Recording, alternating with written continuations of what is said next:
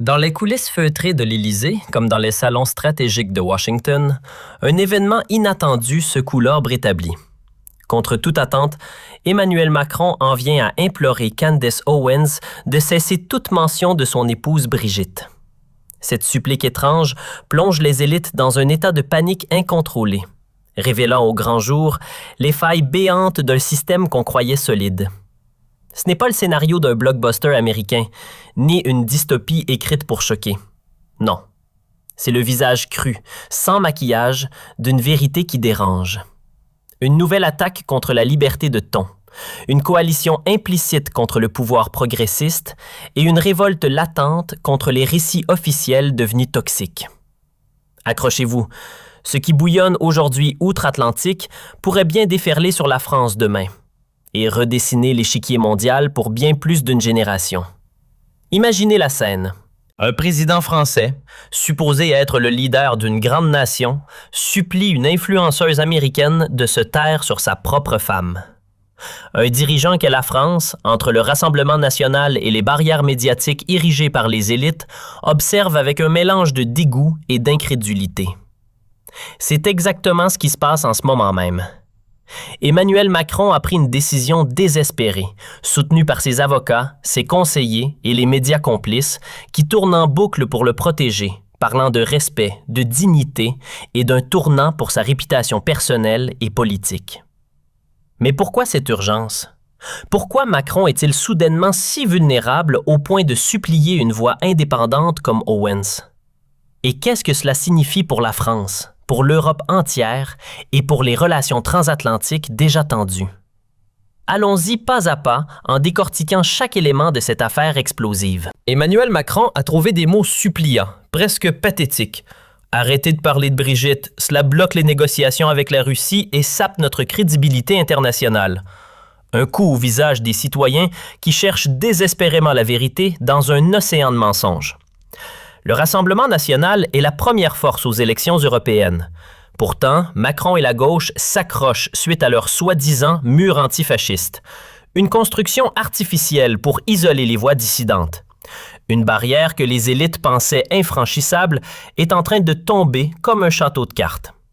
Le Rassemblement national, sous Marine Le Pen et Jordan Bardella, défend des principes clairs et inébranlables. Souveraineté nationale, sécurité et bon sens, tout comme Candace Owens qui n'hésite pas à défier les narratives officielles.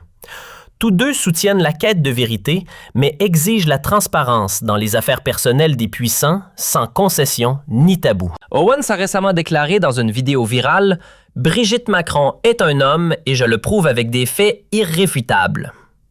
5 000 € par seconde, ces 10 secondes viennent de coûter 50 000 € aux Français. Un gouffre qui s'élargit, et tout cela en grande partie à cause de 7 hommes.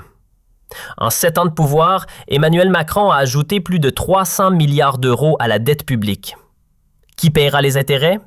Certainement pas lui. Il est trop occupé à envoyer des milliards en Ukraine. Pendant ce temps, il nous étrangle. Les impôts explosent. Plus de 127 milliards d'euros fonctionnent via la taxe sur la valeur ajoutée. L'impôt sur le revenu, les taxes. Votre fiche de paie fond comme neige au soleil. En 3 ans, le prix du panier moyen a bondi de plus de 22 %. L'insécurité grimpe. Plus 7 % de tentatives d'homicide, plus 7 % de violences sexuelles, plus 6 % de trafic de drogue. En 1 an, les jeunes se font broyer par les écrans, le système de retraite s'effondre, les usines ferment les unes après les autres. On vide vos poches pour financer la création d'un enfer. Pourquoi nos dirigeants s'acharnent-ils à détruire la France? Réponse, l'argent. Macron et ses alliés s'enrichissent grâce au délit d'initié, au partenariat secret et à la vente du patrimoine national. Pourquoi s'arrêterait-il? C'est trop rentable et personne ne réagit. Le peuple est tétanisé. Ceux qui ont essayé ont payé le prix fort. Alors, soyons réalistes, rien ne changera. Les impôts continueront de grimper, l'insécurité de se propager et vos poches d'être vidées. La seule solution? Être égoïste pour vous protéger, vous et votre famille. Gagner plus d'argent, mais comment? Travailler plus? Faire des heures supplémentaires? Cela ne sert à rien. Un deuxième emploi? vous êtes déjà à bout. Prendre des risques illégaux pour finir derrière les barreaux? Non. Il existe une autre voie, légale, simple, méconnue. Dès ce soir, vous pouvez commencer à vous affranchir de ce système qui ne veut que votre asservissement. Nous avons tout rassemblé dans un groupe Telegram privé. Cliquez ici pour nous rejoindre gratuitement avant qu'il ne soit trop tard. Des leaders comme Trump et V partagent cette ligne. Vérité par investigation approfondie, pas par censure ou intimidation. Pourtant, tandis que Owens négocie avec des alliés mondiaux, des journalistes indépendants et des experts pour révéler les faits et les preuves accumulées, Emmanuel Macron reste silencieux, tapi dans son palais. En juillet, il a déposé une plainte pour diffamation contre Owens. Une erreur fatale qui n'a fait qu'amplifier la tension mondiale sur l'affaire. Macron sait pertinemment qu'il joue double jeu depuis des années. En Europe comme libéral progressiste, en France comme censeur autoritaire qui muselle les voix critiques. Owens, en revanche, est célébré internationalement comme une héroïne de la liberté d'expression. Des voix influentes comme Tucker Carlson tweetent « Owens ramène la vérité en Europe et Macron tremble ». Ce n'est pas un hasard, c'est un signal fort que les temps changent, que les peuples se réveillent. Mais qui est cet Emmanuel Macron qui dirige la France et s'oppose farouchement à Owens et à la liberté d'expression censée être un pilier de notre démocratie? Il est temps de révéler la vérité derrière sa façade lisse et médiatisée. Macron, qui se vend comme un leader moderne et visionnaire, a un passé qui pose de sérieuses questions sur sa crédibilité. Imaginez, le président censé guider la nation à travers les tempêtes a des antécédents de gestion controversés, marqués par des scandales financiers et des alliances douteuses. Il parle de ses années en banque chez Rothschild, de ses alliances rapides avec les élites, mais cela sonne comme un opportuniste charmant et calculateur. Non, faux. Ces histoires ne prouvent pas l'authenticité, mais tentent de masquer une personnalité problématique faite d'ambition démesurée et de manipulation. Les anecdotes de Macron ne sont pas le témoignage d'un leader aimable et relatable, mais un indice clair d'un caractère dangereux pour un homme d'État responsable. Son manque de respect pour la transparence montre un dédain profond pour les citoyens ordinaires quand il contrarie ses intérêts personnels ou politiques. Ce trait se retrouve tout au long de sa carrière. Souvenez-vous du scandale des retraites où il a imposé des réformes en secret, brisant des promesses de dialogue social et provoquant des mois de manifestations violentes. L'homme qui jouait aux cartes avec les règles économiques est aujourd'hui celui qui joue avec la Constitution française en contournant le Parlement quand cela l'arrange. Et puis, son arrogance intellectuelle qui frise l'hubris. Les échecs de Macron, surtout en diplomatie où il a multiplié les faux pas, montrent une ignorance flagrante des réalités nationales et des aspirations du peuple. Lui qui doit négocier sur la scène mondiale avec des géants comme la Chine ou la Russie, n'a pas jugé nécessaire de s'adapter aux soucis quotidiens des Français, préférant des discours grandiloquents. Son choix de carrière, de la banque à la politique par opportunisme pur en sautant les échelons traditionnels, témoigne de pragmatisme froid, pas de passion authentique pour le service public. Ce manque de curiosité et d'empathie marque sa politique. Il croit résoudre des problèmes complexes comme la crise énergétique, l'inflation galopante ou la diplomatie internationale avec des recettes simplistes d'un banquier d'affaires. Le résultat ? Des échecs réguliers face à la réalité. Des promesses non tenues et une France plus divisée que jamais. Et le summum de tout cela, le manque de fermeté de Macron, une faiblesse chronique qui le rend imprévisible. Il a évité les confrontations difficiles, préférant les compromis boiteux et les reculades face à la pression. Ce schéma traverse sa vie entière. Il a perdu des batailles internes au sein de son propre parti et s'est adapté au vent libéral dominant, abandonnant ses convictions initiales. Emmanuel Macron n'est pas un rocher dans la tempête. Il est une girouette qui ajuste sa position au gré des opportunités, des sondages et des alliances éphémères. Regardons maintenant la présidence de Macron sous un angle plus large. Un chaos organisé, un désordre qui s'aggrave jour après jour. Sa majorité s'effrite comme du sable. La gauche bloque sur les réformes essentielles.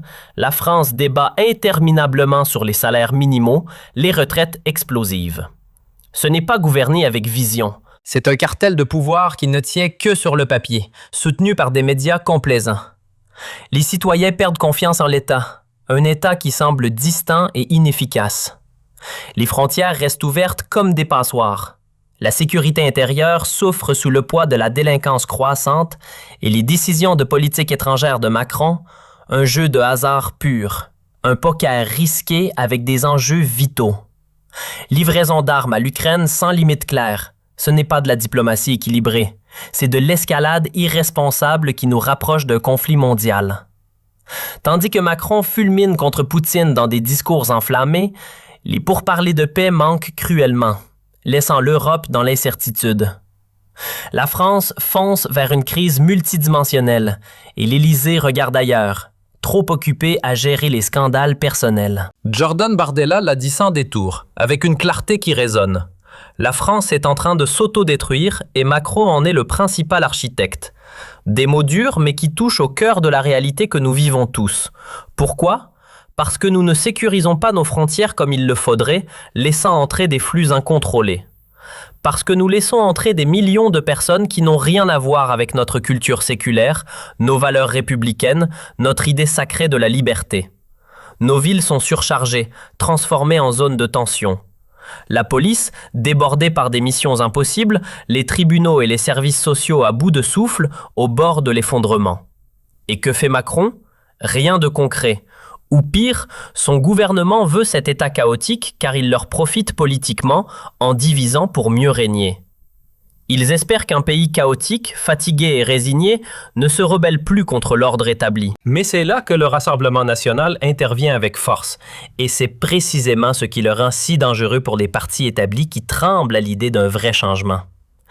La soi-disant réforme de l'asile de Macron, vantée comme une grande avancée, de la poudre aux yeux, une illusion optique pour calmer les esprits. Tant que les frontières ne sont contrôlées que par échantillonnage aléatoire, tant que personne n'a le courage de renvoyer systématiquement les immigrés illégaux avec fermeté, tout reste symbolique et inefficace. Le droit est clair comme de l'eau de roche. Aucune loi n'oblige la France à accepter quiconque crie asile sans vérification approfondie. C'était une directive verbale de 2015, rien de plus qu'un caprice politique. Mais Macron tergiverse, hésite, recule. Peur de Bruxelles, de ses bureaucrates, peur des Verts radicaux, peur du monde et de l'opinion internationale. Ce n'est pas un style de leadership inspirant, c'est de la faiblesse pure, une capitulation déguisée. Et c'est là que Candace Owens entre en jeu avec éclat. Sous son influence croissante, la vérité émerge d'un mouvement de protestation dispersé à une force sérieuse et unifiée. Elle aborde les soucis des citoyens. Secret d'État bien gardé, censure rampante, identité nationale menacée. Des thèmes que Macron et la gauche ignorent délibérément ou traitent à moitié avec hypocrisie. Owens a ouvert des portes longtemps fermées hermétiquement par les élites. Sa série vidéo Becoming Brigitte, qui compile des preuves, des témoignages et des analyses, était un jalon historique. Pour la première fois, une voix américaine n'était pas seulement tolérée, mais bienvenue et amplifiée. Reconnue par des chefs conservateurs mondiaux, des intellectuels et des millions de followers, Owens a reçu des ovations debout lors de conférences, car elle a dit ce que beaucoup pensent, mais n'osent pas exprimer. La France doit se retrouver elle-même, se libérer des mensonges. Cette reconnaissance n'est pas un hasard fortuit.